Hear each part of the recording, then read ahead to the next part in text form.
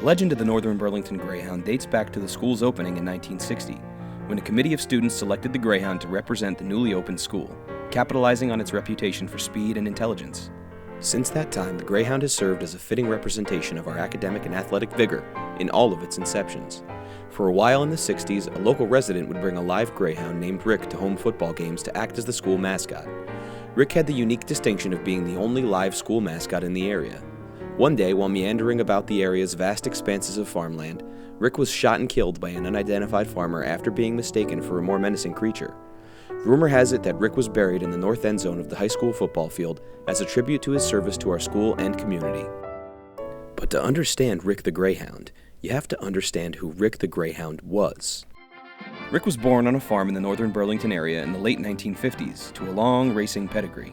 His father, Hercules, was a world champion racer and the inspiration for the Greyhound bus logo, while his mother, Kibbles, won the European Greyhound National Championship in 1956 before moving across the Atlantic to try her hand at racing in the American circuit. His parents met while racing at national qualifiers in Florida. A short and sordid affair led to Kibbles' retirement and relocation to Mansfield in June of 1958. A few short months later, Rick was born, and shortly thereafter was inducted into the world of racing in his own right. With speed and agility as yet unseen in Greyhound racing, Rick took the sport by storm, setting numerous records, and he is still the only Greyhound ever to catch the artificial rabbit.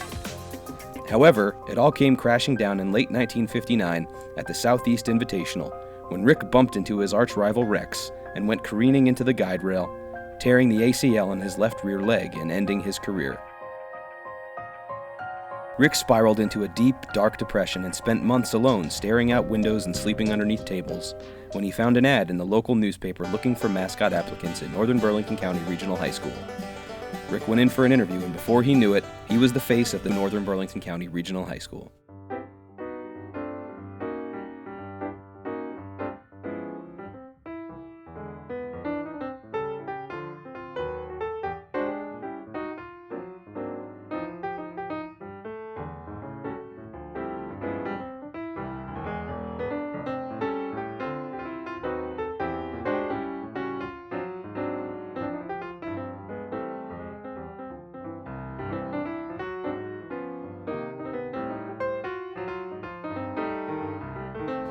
So, how do you fill your time during the day?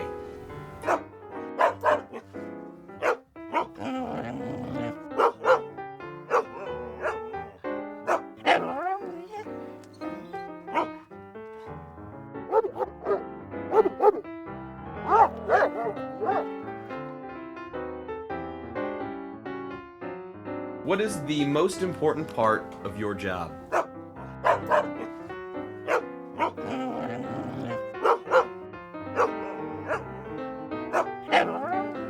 What made you want to become a mascot?